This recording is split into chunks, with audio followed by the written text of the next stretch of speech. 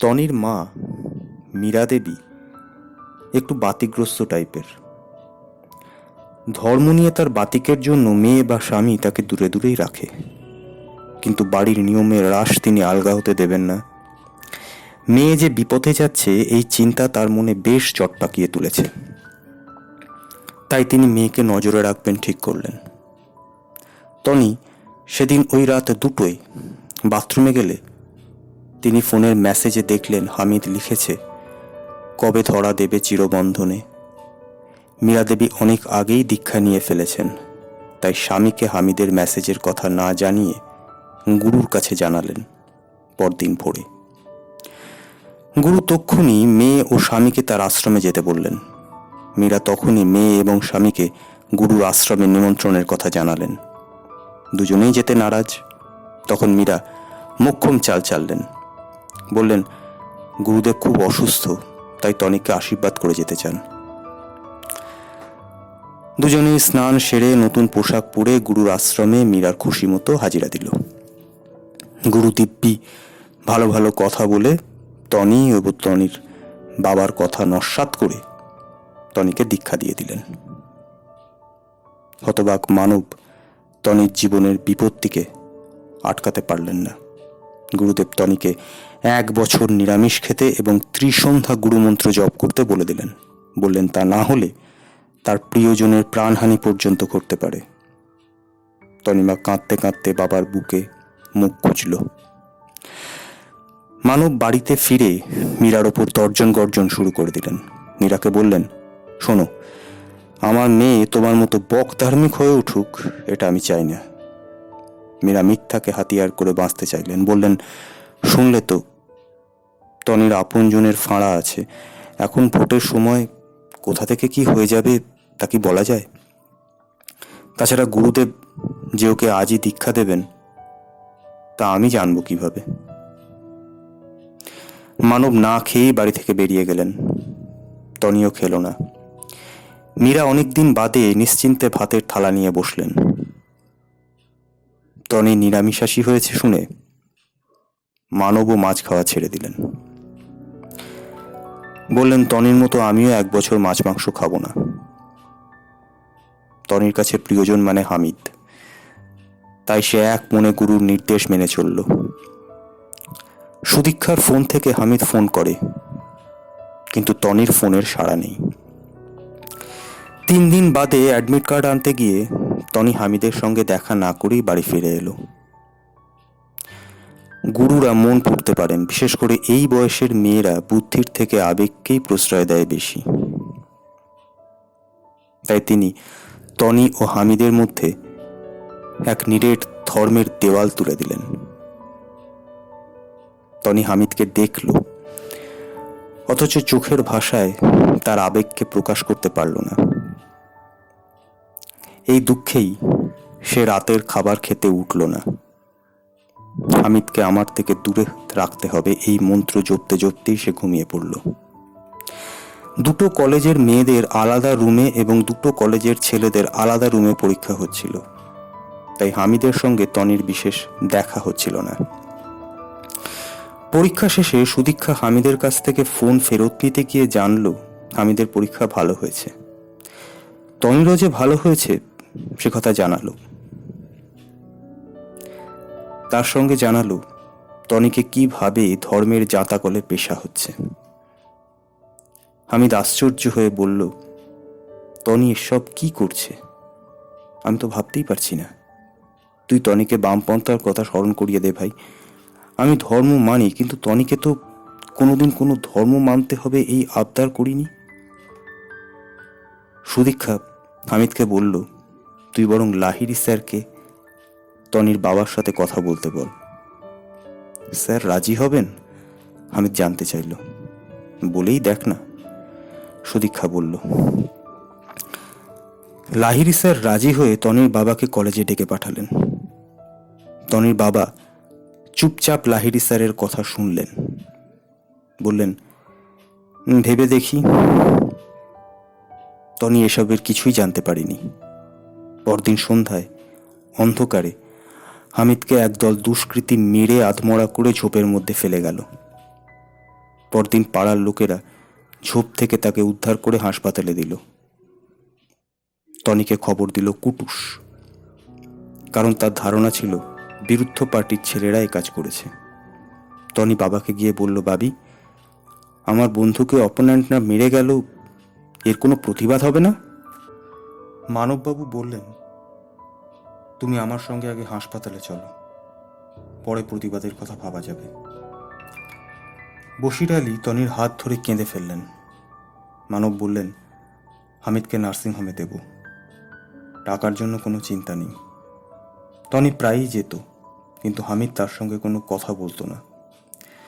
ডাক্তারবাবু বললেন, ওর সাময়িক স্মৃতিভ্রম হয়েছে, ভালোভাবে থাকলে ওষুধপত্র নিয়মিত খেলে সব ঠিক হয়ে যাবে। হাতে পায়ে প্লাস্টার নিয়ে হামিদ বিছানায় পড়ে রইল। তার ফার্স্ট ক্লাসের রেজাল্ট তার কানে পৌঁছালো, কিন্তু মাথাতে পৌঁছালো বলে টনির বিশ্বাস হলো না। লাহিড়ী স্যার টনিকে ভালো রেজাল্টের জন্য ফোন করেছিলেন। তিনি টনিকে তার বাবার সঙ্গে হামিদকে নিয়ে কথার প্রসঙ্গ তুলে বললেন, কিছু মনে করো না টনি, আমার ধারণা হামিদকে শাস্তি তোমার বাবাই দিয়েছেন। টনি বলল, স্যার, আমার যদি জানা থাকতো তাহলে আমি আপনাকে বারণ করতাম, বিয়ে তো আমরা এখনই করতাম না। যাই হোক, যা হবার তা হয়ে গেছে।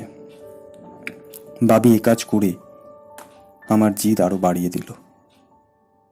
এদিকে তনিমা, কুটুস, পায়েল সকলে কলকাতা বিশ্ববিদ্যালয়ে ভর্তি হলো।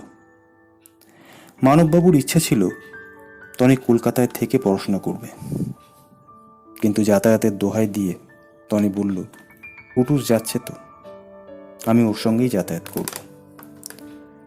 বশির আলী হামিদের জন্য দরগায় দরগায় ঘুরে দোয়া মাগতে থাকলেন। হামিদের মা হাঁড়ি চাপাতেন না বেশিরভাগ দিন। স্বামী কাজ ছেড়ে ঘুরছেন, একমাত্র ছেলের মুখের বাক্যি হয়ে গেছে। টনি কলেজ থেকে ফেরার পথে চাল, ডাল, সবজি, হামিদের জন্য কেক, বিস্কুট, ফল সব নিয়ে আসতো। বলতো, কাকিমা, তুমি ভাত চাপাও, আমি হামিদের কাছে বসছি। হামিদ হাত ধরে থাকলে থরথর করে কাঁপত, কিন্তু কথা বলতো না কোনো। আমিনা বেগমের মনে একটা বিশ্বাস জন্মেছিল, টনি কিছুতেই হামিদকে ছেড়ে যাবে না। কুটুস গিয়ে যখন মানবকে বলতো টনির কথা, মানব কেবল বলতেন, তুমি হাল ছেড়ো না। পরের দিন টনির টেবিলে বেশ কয়েক গোছা নোট রেখে আসতেন, বলতেন, পার্টি ফান্ড থেকেই হচ্ছে। টনি জানত হামিদ এমন কিছু বড় লিডার নয় যে পার্টি তার জন্য এত টাকা খরচ করবে। বুঝতো বাবি তার মন রাখতে এসব করছে। বশিরের প্রার্থনায় বোধহয় আল্লাহ মুখ তুলে চাইলেন। হামিদ এখন লাঠি ছাড়াই হাঁটতে পারে।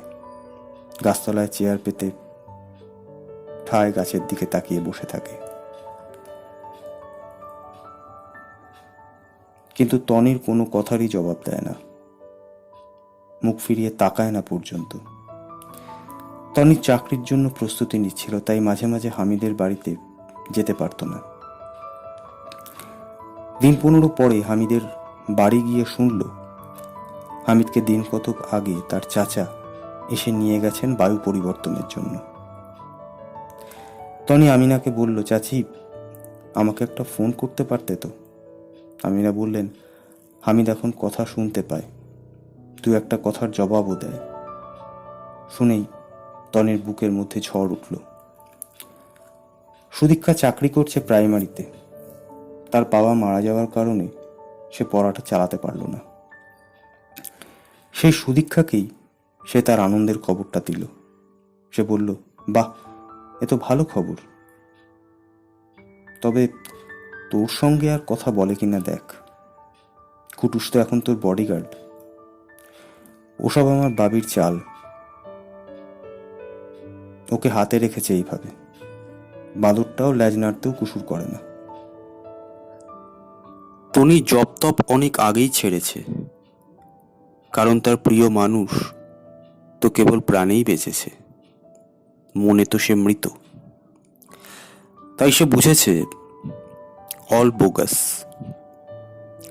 আজ ভালো খবরটা শুনে ভাবল মাকে একটু জানানোর দরকার। তারপর ভাবল না, কাউকেই সে জানাবে না।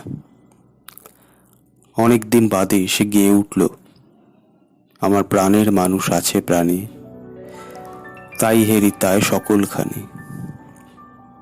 মীরা বললেন, কিরে টনি, এত খুশি যে? টনি বলল, মা, আমার চাকরিটা মনে হয় হয়ে যাবে। তাহলে কি তুই এমএটা দিবি না নাকি? কি বলো মা, পরীক্ষা দেব না?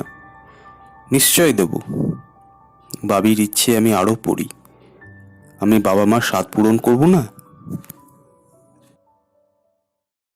নমস্কার সমস্ত শ্রোতাদেরকে আমাদের চ্যানেল অন্য বাণী শ্রুতি সাহিত্যের তরফ থেকে অসংখ্য ধন্যবাদ আমাদের চলার পথে সাথী হয়ে ওঠার জন্য। আপনাদের সকলের আগ্রহ, সহযোগিতা ও শুভ কামনা ছাড়া আমরা এগোতে পারবো না। তাই আমাদের সাথে ও পাশে সব সময় থাকার অনুরোধ জানালাম।